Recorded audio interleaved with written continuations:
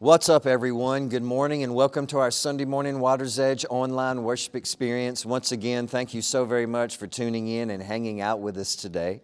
For those of you that continue to invite people to our live and in-person services every single Sunday at 9:30 and 11:15, or for those of you that continue to like and share our online worship experiences with your circle of influence, thank you so very much for doing that. Continue to do that. We have new people tuning in and showing up every single week, getting help with their heart and their life and their faith and their circumstances and their walk with Christ. Also, for those of you that continue to worship with us through a very beautiful and holy and sacred way to worship, and that's through giving and generosity online, maybe by meeting our new $10 challenge. Thank you so very much for doing that. Continue to do that. When you worship with us through giving and generosity, you allow us to help more people, love more people, feed more people, serve more people, reach out to more people, and show our city and our community the body of Christ and the hands and feet of God and the love of Jesus. So thank you so very much for doing that. Today, we continue with our current series entitled Puppets, and this series is all about this, and remember this today and notice this question on the screen. What is pulling the strings of my heart?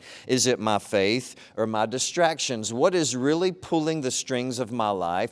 What's consuming my heart and dictating my moves in this life? Is it my faith or is it my distractions? Now, like I told you last week, and I've told you this before, you and I work really, really hard to filter and monitor and manage our outside, but we rarely take it a step further and work on the inside.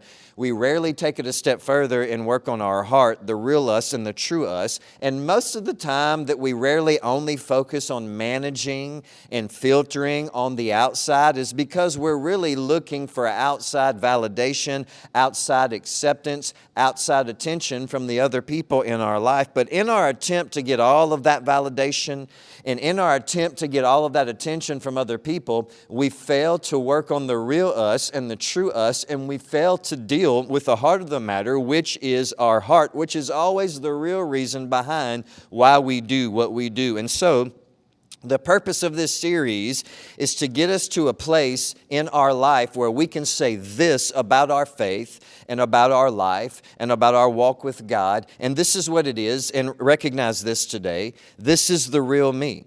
The me that has not been altered or covered up or enhanced to make me look different than who I really am, just so I can seek approval from other people. But now here's the real issue. There is a part of our life that needs to be monitored. There is a part of our life that needs to be checked. There is a part of our life that needs to be filtered. And that main part of us is the part of us that makes us who we really are. And that part of us is, once again, our heart. Now, have you ever just gotten angry?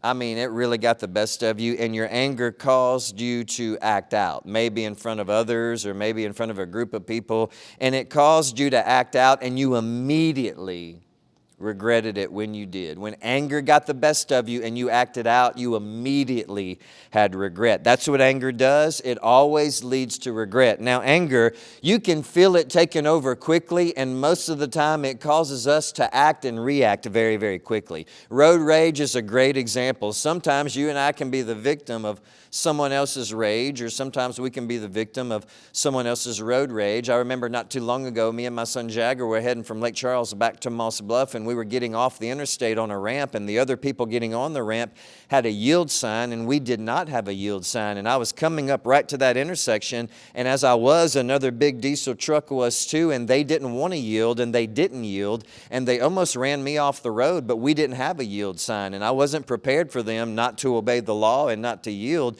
And so there was almost a collision, and I looked over, and he flipped me off and got angry with me when he was the one that didn't yield, and he was the one that broke the law and made the mistake. And so sometimes we're the victim of other people's rage, and sometimes we're the victim of other people's anger. And also, too, other people can be the victim of ours. Sometimes we've been the victim of theirs, but sometimes other people in this life have been the victim of yours. Several years ago, we were all coming home from a conference, from a trip, and we were about to fly back home to Lake Charles. And as we were getting ready to leave the airport, getting ready to leave out of the parking lot, there was all these lines that you could get in to pay your parking lot fee. We had to leave our vehicle there as we flew off, and when we got back to drive back home, we had to pay a fee because we had to pay to keep our vehicle in the parking lot. And there was all these different lines, and some of the lines were cash only, and some of the lines were card and debit card only. And I assumed that the other lines were both. You could use cash or card, but there was no sign that said that. I just assumed that. And so I got into one of the lines, and I didn't have any cash on me. I just had a card. And the line that I got in had a sign that I didn't see that said cash only. And I didn't see that sign. And so I get all the way to the front of the line, and I get ready to pay, and they only accept cash in that line, and I only have a card. And there's all these people behind me, and it makes me angry, because I can't pay. And so I'm honking my horn, I'm angry. The people behind me are angry with me because I got into the wrong line. Someone finally goes and gets a worker. It takes a worker 30 minutes to show up because it's midnight. We're trying to get out of this parking lot at midnight. There's not many workers. The worker gets angry because they have to walk all the way to the front and try to fix this whole mess. And I remember thinking as I drove off, I was so angry at the situation. It's so stupid. Why do they have different lines? Why can't they all be the same line? Why can't you use cash and card in every single line? It's so stupid. And then I finally came to my senses, and I had to have a conversation with myself, and I had to remind myself, why am I getting so angry? I sound angry. Can you believe how difficult this is? But then I had to remind myself that it was me that got into the wrong line. I was the one that didn't obey the sign. I was the one that got into the wrong line. Now, we all experience some kind of rage and anger from time to time. Road rage is angry behavior exhibited by a driver. That's what road rage is. But rage, just rage, everyday rage, emotional rage, relationship rage, typical rage, temper tantrum rage is this. And remember this today, and notice this. If you're still with me, say I'm still with you. Angry behaviors exhibited by you. Your rage is an angry behavior exhibited by you, but we usually try to filter it to make ourselves feel better about it, and we usually end up calling our anger and our rage this, and notice this today, frustration. But something we have to understand today is also this, and remember this, and notice this on the screen. Our frustration is simply anger with a filter on it. Now, no one wants anger to control you. And you don't want anger to control the other people that are closest to you, because anger is a fire and anger is destructive. So none of the people in your life want anger to control you. And you don't want anger to control anybody else that's close to you in your life, because we all know that anger is destructive when it comes out. Now let's talk about our anger for a few moments. You and I probably have a very complicated relationship with our anger and with our temper. And if you were to describe your relationship with your anger, what would you say? What category does it fall under? Your relationship with your temper and your relationship with your anger. And notice this today. Would you say that you typically shout it out or shut it down? Do you typically shout your anger out or shut your anger down? Or we could ask it this way: does your anger usually come rushing out of you like a faucet that you just can't turn off? Or do you bottle it up and hold it inside? The problem is, in both cases, whether you shout your anger out or whether you shut it down, in either case, the other people in your life become the victims of your anger. They either become the victim of your temper and your rage, or they become the victim of your silence. But in both cases, they become your victim of your anger, and the other people have to suffer through it. Here's another question. Notice this today. If you're still with me, say I'm still with you. What or who currently triggers the strongest feelings of anger inside of you? Is it something going on in society today? Is it a family member, a coworker, a child, a boss, a teacher, a neighbor, a circumstance, a situation, a storm, a problem? Do you know what a big part of the problem is whenever something or someone makes you and I angry? Do you know what a big part of the problem is? Ready or not, here it is, and notice this today. The source of most of our anger is not getting what we want when we want it.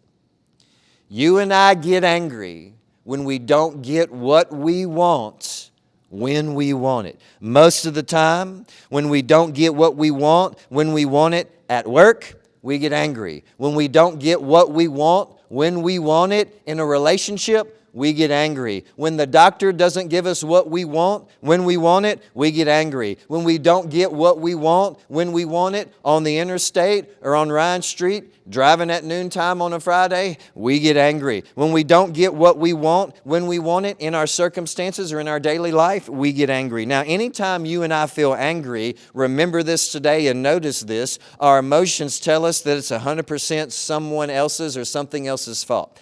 Anytime you and I get angry, our emotions are always going to try to convince us that it's not our fault, that it's someone else's fault or something else's fault. And that's why we think that we're so angry, because it's someone or something else's fault we believe. It's not my fault, it's the airport's fault. It's not my fault, it's Kroger's fault. It's the dog's fault. It's my insurance company's fault. It's my family member's fault. It's my spouse's fault. It's my teacher's fault. It's my parents' fault. It's my emotions' fault. It's the fault of my past. It's the fault of my trauma. It's the fault of my triggers.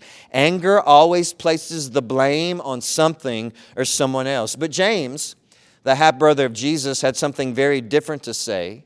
And I want us to take a step back today from our anger and look at this situation from the Scripture. And I want us to see what James in the New Testament says about our anger and about how we deal with our anger as someone that follows Jesus and someone that loves Jesus. We pick up today in James chapter 3, and we start in verse 13. And notice this today. If you're wise and understand God's ways, prove it by living an honorable life, doing good works with the humility that comes from wisdom, doing good works. But if you are bitterly jealous and there is a selfish ambition in your heart, don't cover up the truth with boasting and lying. For jealousy and selfishness are not God's kind of wisdom. Such things are earthly, unspiritual, and demonic, which means they're evil. Notice this. For wherever there is jealousy and selfish ambition, there you will find disorder and every kind of evil. Whenever you find selfishness and jealousy, then you find division, disorder, and every kind of evil. Notice this. But the wisdom from above is first of all pure. It's also peace-loving, gentle at all times, and willing to yield to others. It is full of mercy and fruit of good deeds. It shows no favoritism and is always sincere. And those who are peacemakers will plant seeds of peace and reap a harvest of righteousness. Now, notice a few simple points that stick out here from this passage. The first thing is this. When someone seeks Jesus, humility is very noticeable and very evident in their life, along with mercy, empathy, and compassion. You should be able to see it. Humility is evident. Next thing is this. Jealousy, selfishness, selfish ambition, bragging, lying, destructive, and harmful behavior to you is very, very, very, very destructive, but it's also destructive to the other people in your life if you don't deal with your own. The next thing is this. Jealousy and selfishness is the source of all kinds of anger and disruptive conflict in your life. Jealousy and selfishness. I'm angry because I'm not getting what I want when I want it. Jealousy and selfishness is usually the main source for most of the anger in our life. But when someone is actively seeking God's wisdom, then that person is growing in mercy, they're growing in kindness, they're growing in fairness, unity, sincerity, and purity. James chapter 4, verses 1 through 3, notice this today. If you're still with me, say I'm still with you. Notice what he says. What is causing the fights and the quarrels among you? Don't they come from the evil desires at war within you?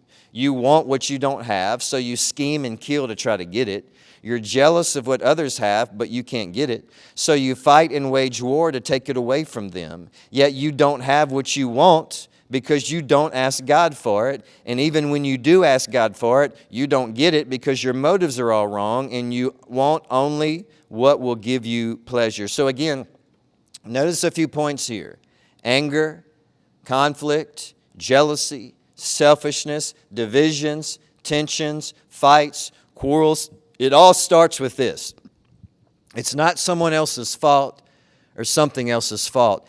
It all starts with these wars and these desires and these evil desires of revenge and unforgiveness and selfishness and jealousy on the inside of us that's competing for control of our heart and trying to control us like a puppet master. What's inside of you? What they did to you or what happened to you did not make you angry. There's a better explanation for our anger. What happened to you actually just exposed what was already inside of you. What happens to us that makes us angry just exposes what's already inside of us. And what is it that makes you angry and jealous and have tension and conflict with the other people in your life? According to James, jealousy and selfishness, or in other words, not getting what you want when you want it. We want what we don't have. We get jealous of what other people have. We want a circumstance to meet our selfish desires first. We want a relationship. We want favoritism. We want a job or a boss to meet our selfish desires first. We want our friends to meet our selfish desires first. And when we don't get what we want, we get angry. And so remember this today and notice this. If you're still with me, say I'm still with you. Our anger is usually created by a process of listening to selfish motives in our heart. So being self-centered with selfish motives is what causes anger to control us like a puppet. So in light of all that, I have a few personal application challenges to give you to take home with you today so we can apply this to our life, so we can live this out as a disciple. The first thing is this, and notice this today. When anger emerges, pause. When anger emerges, when it starts to boil in your blood, pause. Anytime you feel like anger is rising up in you, wisdom always says, don't speak right now. Don't act right now. Don't react right now. Don't make a major decision right now. Don't argue right now. Don't accuse right now. Don't fight back right now. Why? Because if you do act out of anger, it's always going to lead you to say or make a decision that you regret, and your guilt will just get worse. But wisdom always says, anytime you start to feel angry and that rage is coming up, pause. Hesitate. The second thing is this. Notice this today. When anger emerges, own your part of it. Always ask yourself this question when you feel like you're angry with someone else. Is this feeling of anger I'm having because I'm not getting my way? Am I angry because I'm not getting what I want when I want it? Or is it because I'm opinionated and I'm controlling and other people are just disagreeing with me? Am I angry because I'm selfish? Am I angry because I'm jealous? Am I angry because I'm not getting what I want? Listen to me. Don't just try to mask it and say, I'm just frustrated. That's just anger with a filter on it. Don't manage just your outside. Don't just put a filter on your outside.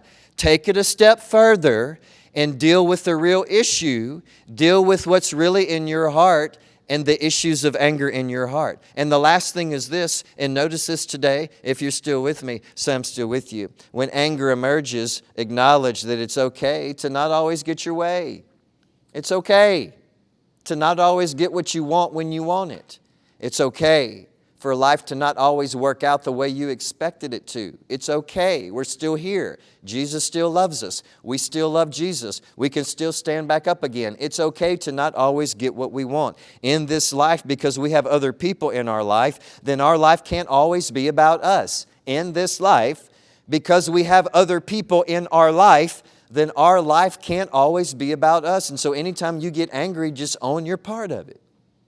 When we first started the Water's Edge, we were setting up and tearing down every single week at the movie theater at the mall. And I didn't have an office space for the first 2 years. And so anytime I would do counseling, I would usually just meet people at a coffee shop or at Starbucks, or I would go to their home and I would counsel them at their home, especially if it was like marriage counseling or something like that. And there was this one couple who came to the church in those early years before they moved away and before they eventually got a divorce. So I guess my counseling didn't help them all that much. But anyway, they would always invite me over to their house so I could do a counseling session with them. And I remember the last time I went over there before they finally separated and they moved to other states. We were having a counseling session and it got heated. And they both got very angry with each other. And this is what they both kept shouting to each other. It's your fault. No, it's your fault. No, it's not. It's your fault. No, it's not.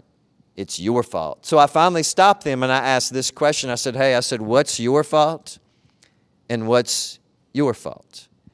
And in both cases, it was the other person's fault that I'm angry because I'm not getting what I want when I want from the other person. And that's when I had to teach them that sometimes you have to drop your expectations, but also this. Anytime we get angry, wisdom always says that that issue is coming from inside of me, from the desires at war with inside of me. Jealousy and selfishness and anger is all trying to fight for control of my heart. It's all competing for control of my heart. At the same time, so is my faith, and so is Jesus. And so today, wisdom says anytime you feel that anger coming up, pause, hesitate, give into wisdom, give into following Jesus, give into love, give into grace, give into forgiveness. Because anytime we forgive, it also lets the other people know that God is good and God is merciful and God can always help us stand back up again. Thank you so very much for hanging out with us today. Thank you so very much for tuning in. Now continue to stay tuned in for an amazing time of worship with the amazing Water's Edge worship team. We cannot wait to see you back next week, and we love you all.